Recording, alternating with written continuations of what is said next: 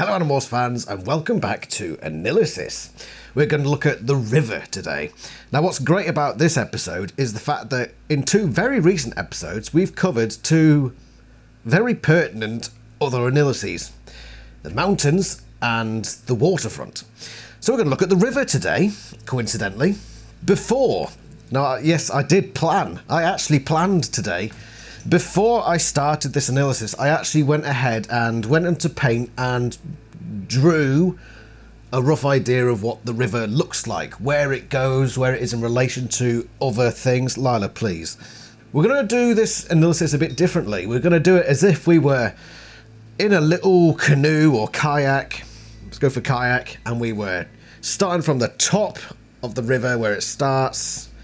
And we're going to kayak our way down to the bottom in quote form. So, where's the starting point? Well, let's take a look at the quote from the departure, shall we? I looked around. The trees were very tall, mostly pines. I saw no obvious trails, no trash or other signs of humans. We were deep in the forest. I tried to form a mental picture of the course of the river. I knew it came down from the mountains, fed by melting snow and rain.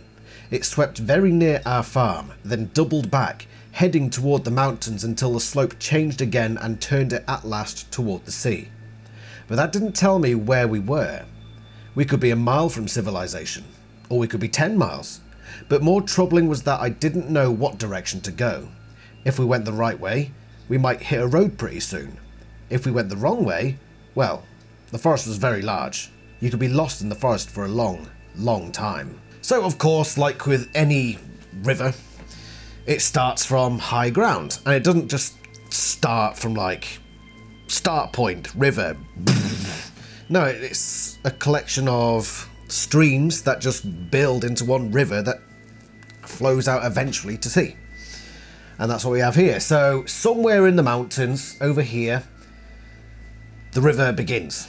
And it starts to come down through the forest, quite a big forest, and we've yet to do the AniLysis on the forest, but judging by this pattern, it won't be far off.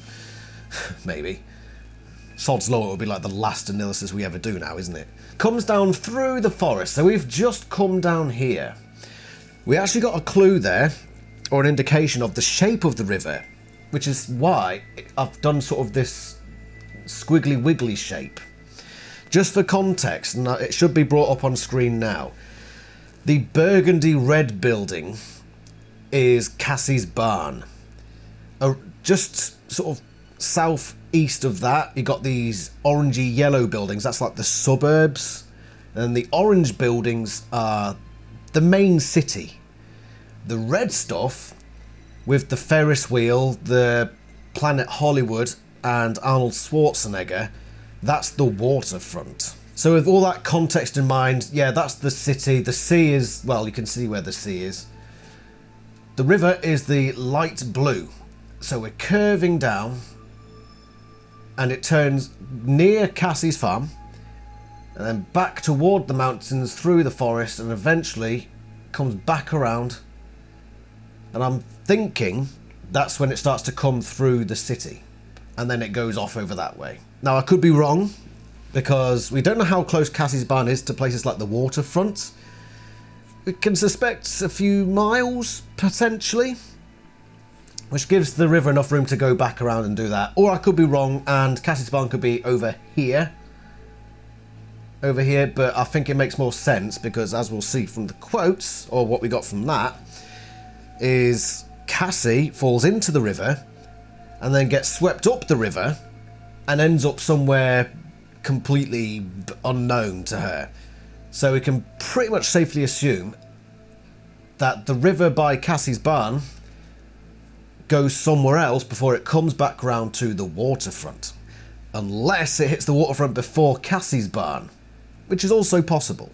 But I think it's more like this. Judging from that quote as well, oh, by the way, this lime green is like grassland, you know, the land between town and forest, effectively. So it can vary between not very big at all or a mile or so. But if we're up here and it's about a mile or so toward the nearest road, which will probably be around here, then I think it does make sense that this is how it probably looks. But let's not get ahead of ourselves. What's this over here? I've drawn a log. Why have I drawn a log? Let's look at the quote. I saw a bright stream and saw the shadows of fish flitting through the rocks. I could see all of the Yerk logging camp, and I could see the massive yellow machines that were slicing through the trees like hot knives through butter. Tobias veered right, toward the long, winding road through the trees. I banked my wings and went after him. The stream joined a small river, rushing and bubbling alongside the road. Through the water, through the foam and bubbles, I saw the schools of fish darting. That's Dapsum Lumber Company from Book 9. And that's where they go out to the woods and they have this logging company. In that quote, it doesn't say the river, but it says a small river. Now, I suspect that that small river probably eventually joins into this bigger river. And that's why I've sort of put this up here, and you can just see where I've put like a little bit of an inlet where more water comes in. So I'm reckoning Dapsum Lumber is around here, sort of between Cassie's barn and the mountains. And there's streams and rivers that join, and that stream we saw, that small river, leads eventually into the bigger river, which, yeah, that's tends to be how it happens. I've deliberately put it upstream from where Cassie falls into the river and gets dragged down there, because I just think it makes more sense for it to be up there. So let's now move down. We've moved from there, past Dapsum Lumber and that little smaller river that feeds into the bigger river. And now let's go over here, where I've drawn what you could possibly maybe call a waterfall and a bunch of rocks, because we're getting into the strong currents now. Cassie has travelled from her barn. In fact, let's just read the quote. Then, quite suddenly, the bear gave up the chase and calmly walked back to her cub. The mare, however, was not ready to stop running, and I could not reach the reins. All I could do was hold on to a handful of mane and the girl's jacket.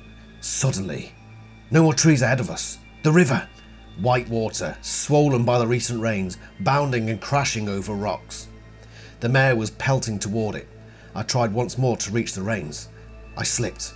I grabbed a handful of mane and yanked myself back up. And in a split second, I saw the low branch. Wham! I felt myself flying. But by the time I hit the water, I wasn't feeling anything at all. I woke up screaming. I was in a boiling, mad, lunatic current. Water rushed around me, over me. Water filled the air. It twisted me over and over like a corkscrew. I flailed my arms, but they barely moved. I couldn't feel my hands or fingers. My legs felt dead. I was freezing to death.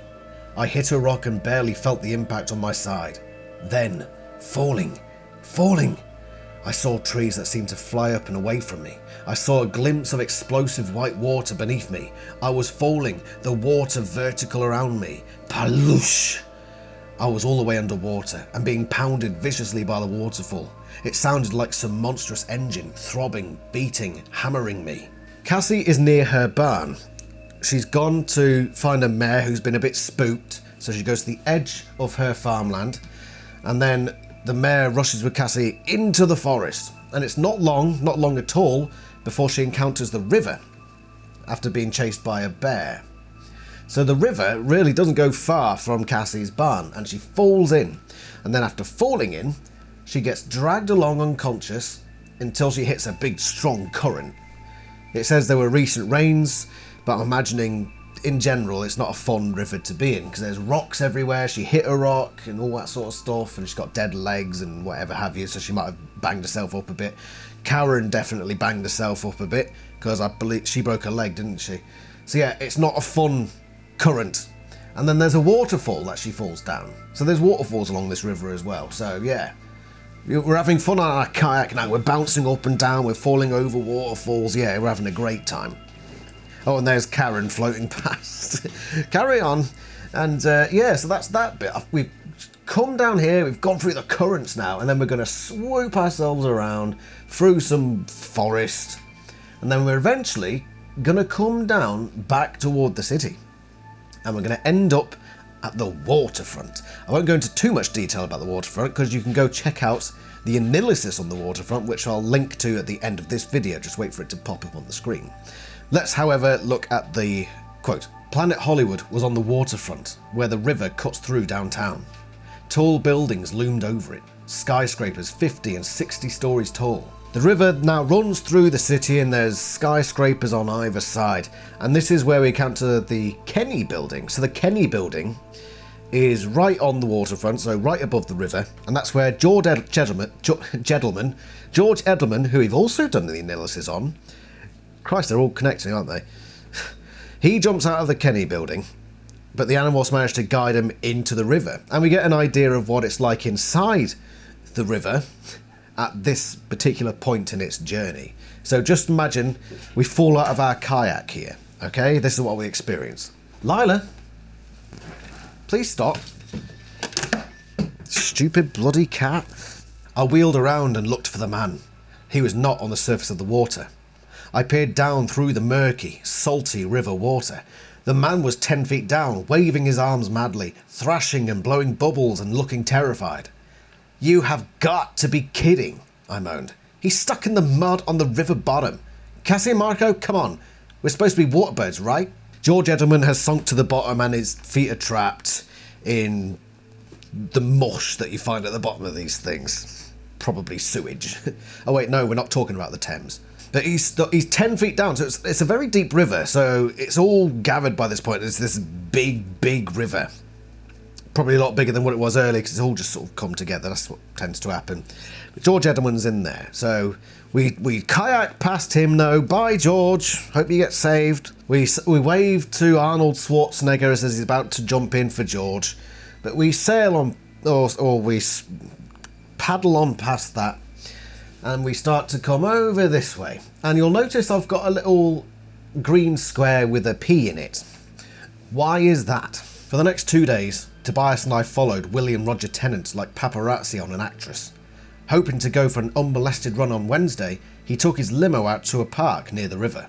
We followed, and I was there to catch him before he'd jogged his first mile. So we're paddling along and we see this park at the side, and there's William about to go on his run just as Euclid is biting at his ankles. Yeah, why have I put that there? Because it's near the river. Yeah, so it's basically next to it, relatively speaking. We know that William Roger Tennant lives in a beachside mansion. Okay? Now I'm picturing the beach being after Planet Hollywood, and then it stretches nearby the river until the river mouth, because we'll see that later. But I reckon that's here. So William Roger Tennant is probably around here somewhere a bit further downriver from Planet Hollywood area, downtown, on the side of the beach. And so he probably jogs near to where he lives. So over here. That's why I put that there. But now our trip is near an end. We've kayaked all the way from the mountains, and now we've finally come to the ocean. It was an area I'd been to before with my dad. It's a little park near a bridge, a good place for fishing. About half a mile away, the river empties into the ocean. The river is lined with trees along most of its length. Here and there are homes and private docks, but the spot we had chosen was hidden from the bridge and from any houses. Now it mentions a park near the river, but I think it's a different park to William Roger Tennant's park, simply because in that one it's just referred to a park as well. It's not saying the park near the river. Which would, yeah, it may well be, but the way it's written just implies that it's just some other park. But it's got to be out here somewhere, because it's half a mile from where the river meets the sea. So yeah, probably somewhere around here. There's more houses and bridges, but it's all surrounded by trees. And it's just very much like this really. I should put more of these yellow houses over here. Little suburban bits, a few docks here and there, but it's not the major city. Okay, it's not the major city.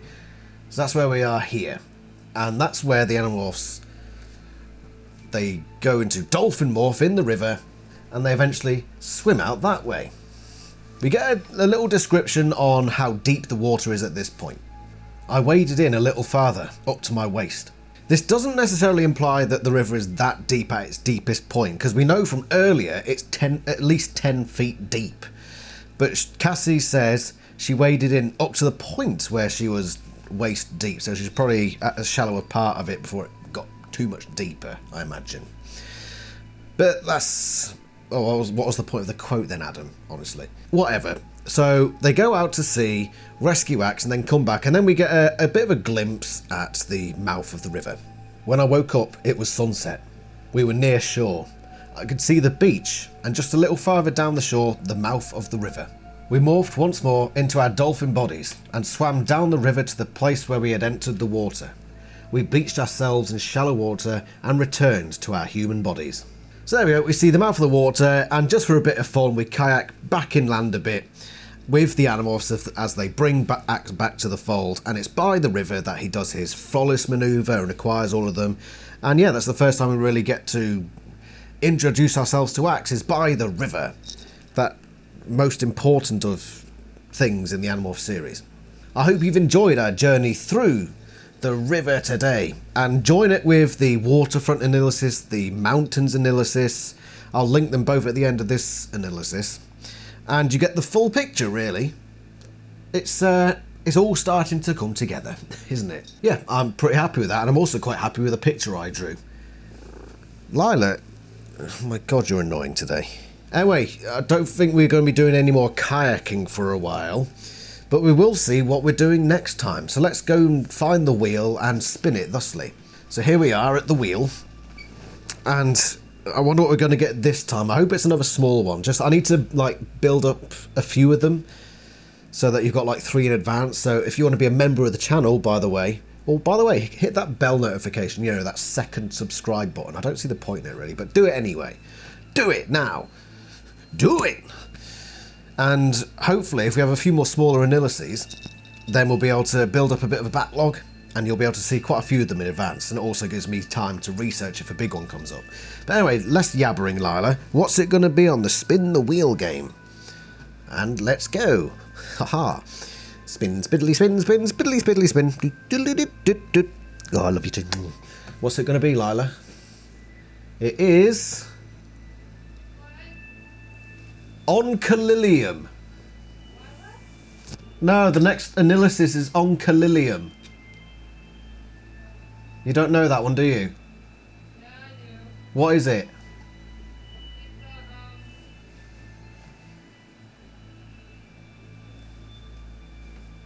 The No, he's not. I'm thinking of that Horpagir guy. Well, it's not Horpagir, but Oncalilium. thinking of small little blue. What are you on about, wife? Oh, ignore her. She's not a true Annie fan. Ha ha ha. Love your Oncalilium. That's what we're going to look at next. I can't even remember what Oncalilium is. But by crikey, we're going to frickin' find out, Lila, aren't we? This is going to be a fun one, I reckon. It'll probably be very small. But yay, small AniLysis. I like these ones because they're so easy to churn out. Right, thank you very much for watching, and we shall see you for the AniLysis on Oncalilium. I don't even remember what book it's from. Anyway, thank you very much for watching, and Lila and I will see you next time. Say bye, Lila. Bye-bye. Go play over there. Thank you. See you somewhere else in the Animorphs universe. Cheerio.